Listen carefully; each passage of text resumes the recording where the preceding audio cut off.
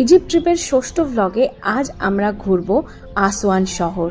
Aswan থেকে যাওয়া Abu symbol temple, সেই টেম্পলের ইতিহাস, আবু সিম্বল টেম্পল থেকে দেখা লেক নাসেরের এক অসাধারণ দৃশ্য, লেক নাসের সম্পর্কে অনেক তথ্য কিন্তু দেব এই ভ্লগে। সাথে থাকবে বিখ্যাত আসওয়ান ড্যাম এবং আসওয়ান ড্যামের পাশে আমরা কি কি করেছি সেই সব কিছু। সব শেষে আমরা যাব আসওয়ান থেকে কায়রো ফেরত। তো চলো পুরো ভ্লগটা দেখতে থেকো।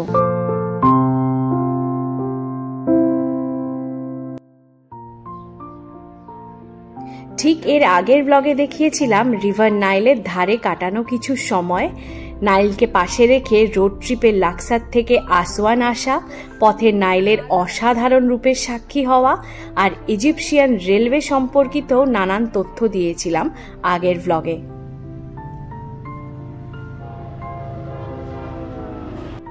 সব শেষে ঘুরিয়ে দেখেছিলাম বিখ্যাত এডফু টেম্পল, আর এই সমস্ত কিছু পেয়ে যাবে কিন্তু আমার চ্যানেলের প্লে লিস্টে থাকা ইজিপ্ট 2024 বলে যে ফোল্ডারটা আছে তার মধ্যে। চলো এবারে শুরু করি এর পরের ঘটনাগুলো। সূর্যাস্তের প্রায় মুখোমুখি আমরা আসওয়ান পৌঁছালাম। চেক ইন করেছিলাম হোটেল নিউবা নাইলে। যদিও আমাদের হোটেল বুকিং এজেন্ট করে দিয়েছিল, কিন্তু এই হোটেলের তথ্য অ্যাগোডা বুকিং.com সহ অন্যান্য সমস্ত হোটেল ওয়েবসাইটে কিন্তু পেয়ে যাবে। আমরা জাস্ট কয়েক ঘন্টা কাটিয়েছিলাম। মোটামুটি সাধারণ মানেরই ছিল এই হোটেল, সমস্ত সুযোগ সুবিধাই কিন্তু পাওয়া যাবে। তবে রেস্টুরেন্ট ফেসিলিটি কিন্তু এই হোটেলে ছিল না। হোটেল রুমের আলাদা করে কোনো ভিডিও নেওয়া হয়নি, আর এই ক্লিপিংটা পরের দিন সকালবেলা তোলা। হোটেল চেক ইন করে আর জিনিসপত্র রেখে দিয়েই আমরা বেরিয়ে পড়েছিলাম কাছাকাছি একটু ঘুরে বেড়াতে। আমরা ছিলাম আসওয়ান রেলওয়ে স্টেশনের একদম কাছে। শহরের এই অংশটা একটু আনক্লিন আর একটু পুরনো পুরনো মনে হলেও বাকি শহরটা কিন্তু বেশ সাজানো গোছানো ছিমছাম। এই রাস্তাগুলো দেখলে কিন্তু বুঝতে পারবে। হাঁটতে হাঁটতে আমরা পৌঁছে গেছি আসওয়ান রেলওয়ে স্টেশন থেকে ঢিল ছোড়া দূরত্বে থাকা আসওয়ান গভর্নরেট বিল্ডিং এর একদম সামনে একটি পার্কে। বেশ সুন্দর লাইটিং দিয়ে সাজানো একটি পার্ক, সামনে আবার একটা ওয়ার মেমোরিয়াল মতনও রয়েছে।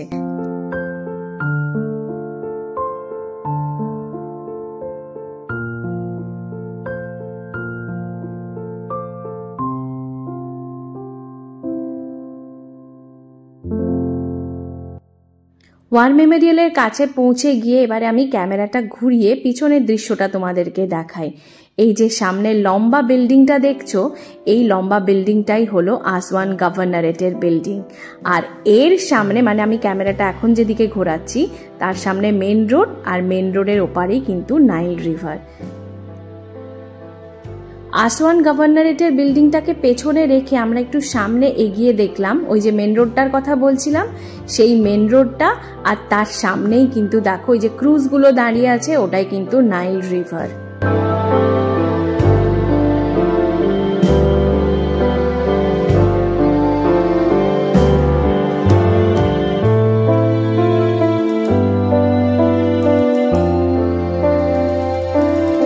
এই সরলরেখা বরাবর একদম শেষের যে বিল্ডিংটা সেটাই হলো রেলওয়ে স্টেশন। আমরা এখন রেলওয়ে স্টেশনে দুপাশটা খুঁজে বেড়াচ্ছি একটা খাবার জায়গা। এখানে বলি, আসওয়ানে এসে আমরা প্রথমবার ইজিপ্ট ট্রিপে ল্যাঙ্গুয়েজ ইস্যুর সম্মুখীন হয়েছি। ব্যবহার করতে হয়েছিল গুগল ট্রান্সলেটরের অ্যাপ ইনস্টল করে লিখে বা কথা বলে বিদেশ বিভুঁইয়ে কিন্তু সহজেই ভাষাগত সমস্যার সমাধান করা যায়।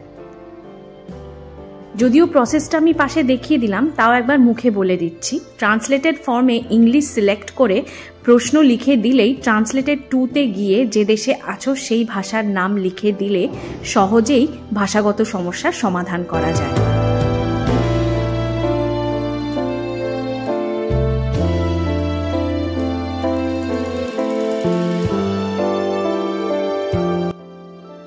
আসওয়ানে আমাদের ফুড হান্টিংটা কিন্তু বেশ হেকটিক ছিল। ফাইনালি একটা লোকাল পিজা আউটলেট পেয়েছিলাম, কোয়ালিটি বেশ ভালো ছিল, কিন্তু দোকানে ভিডিও করা অ্যালাউড ছিল না।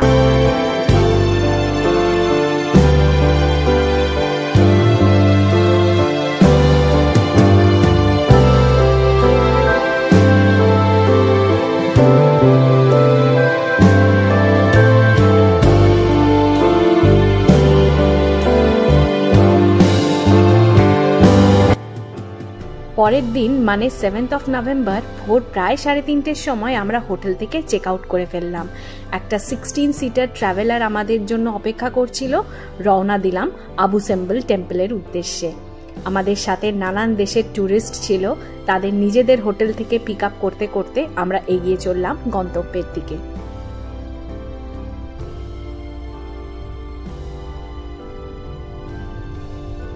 আসওয়ান থেকে আবু সিম্বল টেম্পলের ডিস্টেন্স প্রায় 290 কিলোমিটার মতন। পৌঁছতে লেগেছিল প্রায় 3 থেকে 3.5 ঘন্টা। আবু সিম্বল ডিরেক্ট যেতে হলে লাক্সার বা আসওয়ান দুই জায়গা থেকে কিন্তু বাই রোড ছাড়াও ফ্লাইটের ব্যবস্থা রয়েছে, তবে আমরা চেক করে দেখেছি তা বেশ একটা কস্টলি অ্যাফেয়ার।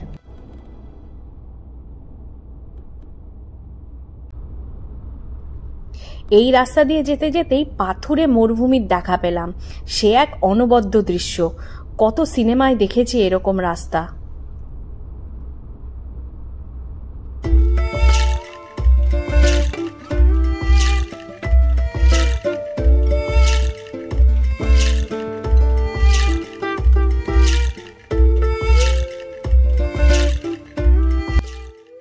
আমরা আবু সিম্বল টেম্পলে পৌঁছে গেলাম প্রায় 8:30 নাগাদ। তারপরে আমরা এখন এগিয়ে চলেছি টিকিট কাউন্টারের দিকে। টিকিট কেটে তারপর টেম্পলে প্রবেশ করব। আর ডান দিকে যে বিশাল জলাশয়টা দেখছো, এটা হচ্ছে লেক নাসের। একটা অসম্ভব সুন্দর দৃশ্যের সাক্ষী হতে চলেছি আমরা, তোমরা সাথে থেকো।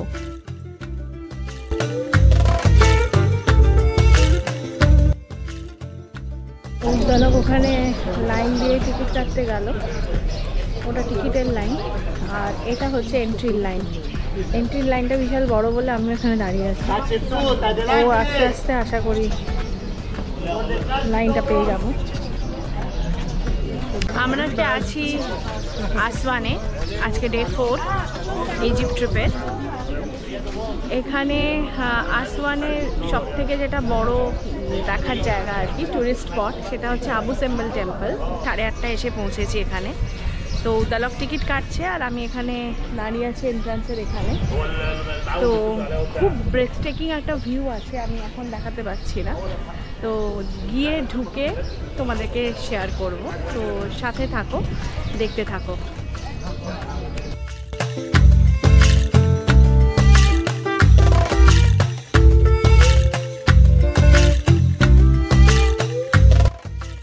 টিকিট কেটে গেট দিয়ে প্রবেশ করতেই সামনে যা দেখলাম তা যেন দুচোখে বিশ্বাস করতে পারছিলাম না। এত সুন্দর একটা জায়গা, আমি জানি না ক্যামেরায় তোমরা কতটা বুঝতে পারছো, বাট সামনে থেকে দেখলে জাস্ট ফাটাফাটি একটা দৃশ্যের সম্মুখীন হলাম। এটাই হলো লেক নাসের, আর এই দিকেই অবস্থিত আবু সিম্বল টেম্পল। চলো সামনেটা আরও ঘুরে দেখাচ্ছি। লেক নাসের সম্পর্কে একটু ছোটোখাটো তথ্য দিয়ে রাখি। এটি হলো ওয়ার্ল্ডের লার্জেস্ট কৃত্রিম লেকগুলোর মধ্যে অন্যতম। দক্ষিণ ইজিপ্ট এবং উত্তর সুদান এই বিশাল জলাশয়ের অন্তর্ভুক্ত। 480 কিলোমিটার লম্বা ও সর্ববৃহৎ 16 কিলোমিটার চওড়া। বাকিটা আসওয়ান ড্যামে গিয়ে বলবো।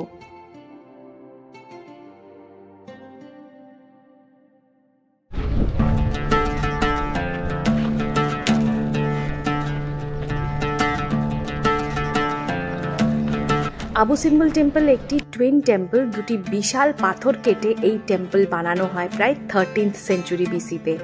শোনা যায় 19th ডাইনাস্টির ফ্যারাও রামেসিস II এই টেম্পল প্রতিষ্ঠা করেন। প্রথমটি সব থেকে বড় টেম্পল, যেটি রামেসিস II ইজিপশিয়ান দেবতা আমুন, রা হোরাখতি অ্যান্ড টাকে উদ্দেশ্য করে তৈরি করেন। তার সাথে তিনি নিজেকেও এটি উৎসর্গ করেন।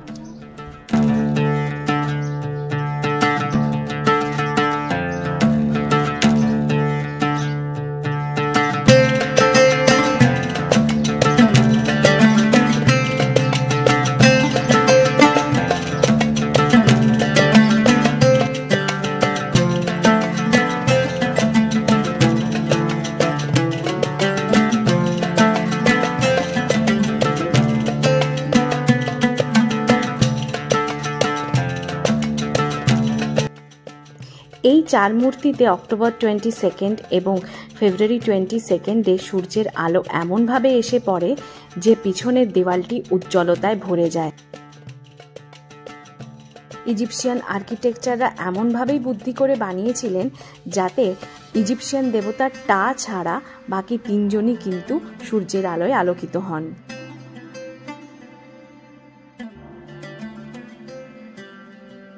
টেম্পেলের মধ্যে রয়েছে অনেক কটি প্রকোষ্ঠ, যা কিন্তু এই টেম্পেলের শোভাকে আরও 10 গুণ বাড়িয়ে দেয়।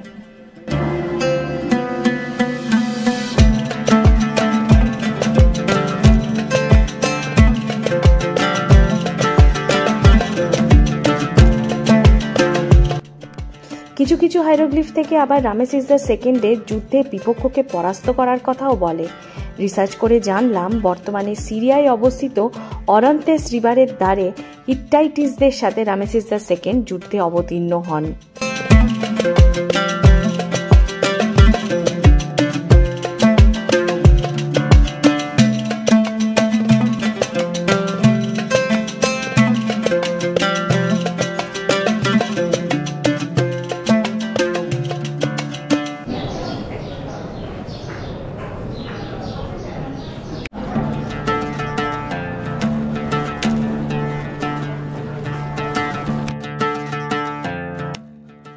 বড় টেম্পলটি দেখে এবার ছোট টেম্পলে প্রবেশ করছি। এই টেম্পলটি Ramesses the second Egyptian goddess Hathor এবং রামেসিস দ্য সেকেন্ডের প্রধান এবং প্রিয়তম স্ত্রী নেফারতারিকে উৎসর্গ করেন।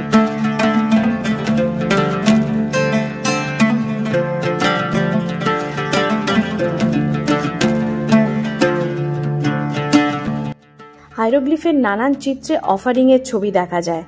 পরে জানলাম তা নেফারতারির গডেস হাথর ও মুটকে অফার করা ও রামেসিস দ্য সেকেন্ড ও নেফারতারির ইজিপশিয়ান গড হরাসকে অফার করার ছবি। এদের কথা কিন্তু আমি আগের ব্লগগুলোতেও বলেছি।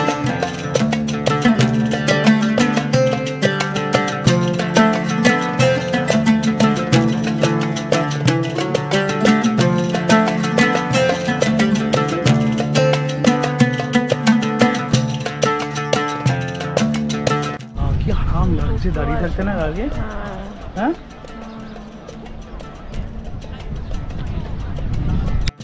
দুটি টেম্পল দেখা আমাদের শেষ হলো। বাইরে বেরিয়ে দেখলাম একটা সুভেনির শপ রয়েছে, খাবার দোকান, বসার জায়গা রয়েছে। তোমার আবু সিম্বল কেমন লাগলো? ফাটাফাটি ফাটাফাটি, মানে এতটা বড় ম্যাগনিটিউডে হবে আমি সেটা এক্সপেক্ট করি। হ্যাঁ, আমরা কেউই বেশ সবাই সন্ধিহান ছিলাম আর কি কেমন লাগবে, বাট ব্রেথ টেকিং ভিউ। আর টেম্পল তো ঠিকই আছে, একই রকম হয়ে যায় একটা সময় পর থেকে। একটা অ্যাডিশনাল বিশাল নাইল না, এটা লেক নাসের। লেক নাসের, আমি একটাই নাসের জানি, আল নাসের। তো যাই হোক, সেখানে এইটা একটা বিশাল বড় প্রাপ্তি। আবু সিম্বলটা খুব সুন্দর একটা লোকেশন, আর প্লাস খুব সুন্দর একটা। সবথেকে বড় কথা, এই শর্ট ট্রিপে আমরা অনেক কষ্ট করে এখানে এসেছি, but it was worth it. Yes, এটা ঠিক। হ্যাঁ, চলো এবারে আমরা ফিরছি, আবু সিম্বল থেকে বেরোবো, ফিরে যাবো আসওয়ানে। আবার 3.5 ঘন্টার একটা বাস জার্নি। এটা 50 ওভারে ক্রিকেট খেলা হয়ে যায়।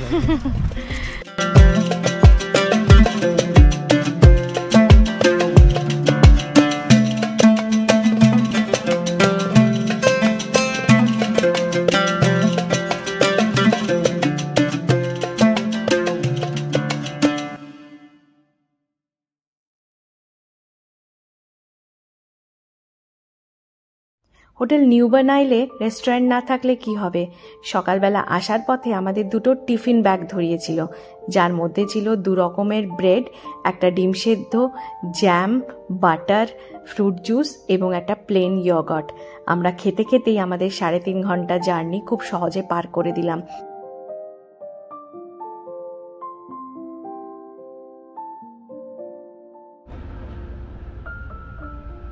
খুব তককে ছিলাম। রিভার নাইলের ধারে আমি গতকাল দেখেছিলাম একটা ম্যাকডি, তো দুপুরবেলা ওখানেই লাঞ্চ সারলাম। আর ম্যাকডি থেকে সামনের ভিউটা জাস্ট দেখে নাও, কি ফাটাফাটি।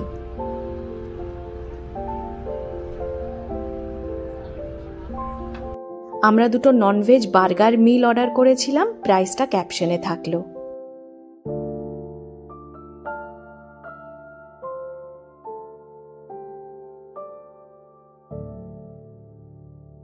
আমাদের ইজিপ্টের এজেন্ট ব্যবস্থা করে রেখেছিল একটি গাড়ি ও গাইডের। তারা লাঞ্চের পরে আমাদের নিয়ে এলো আসওয়ান ড্যাম দেখাতে। আসওয়ান ড্যাম 1960 থেকে 70-র মধ্যে তৈরি হয়েছিল রিভার নাইলের ফ্লো কন্ট্রোল করা ও সমগ্র ইজিপ্টের বন্যা এবং খরা নিয়ন্ত্রণে এই ড্যামের ভূমিকা কিন্তু অপরিসীম। সারা ইজিপ্টের ম্যাক্সিমাম স্থানে আসওয়ান হাইড্রো ইলেকট্রিসিটি প্রজেক্টের মাধ্যমে বিদ্যুৎ সরবরাহ হয়। আসওয়ান ড্যাম দেখার জন্য কোনো প্রবেশ মূল্য পড়েনি, তবে 4টের সময় বন্ধ হয়ে যায়।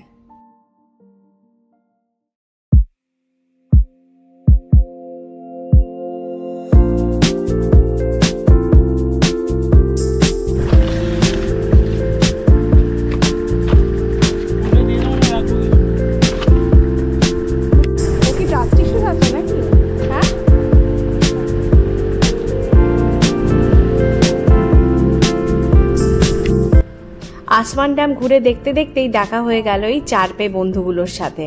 তো এদেরকে বিস্কিট খাইয়ে এদের সাথে কিছুক্ষণ সময় কাটালাম।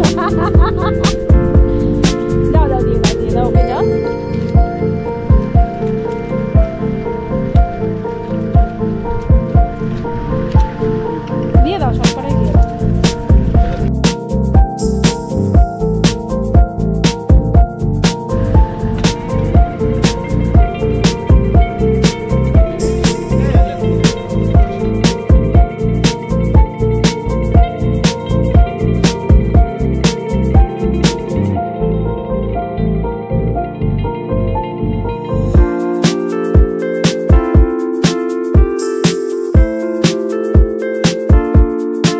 ড্যাম ঘুরে আমরা 4:30 নাগাদ আসওয়ান ইন্টারন্যাশনাল এয়ারপোর্টে চলে এসেছিলাম। বেশ অনেকক্ষণ অপেক্ষা করতে হয়েছিল, কারণ রাত 9টা নাগাদ আমাদের কায়রো যাবার ফ্লাইট ছিল।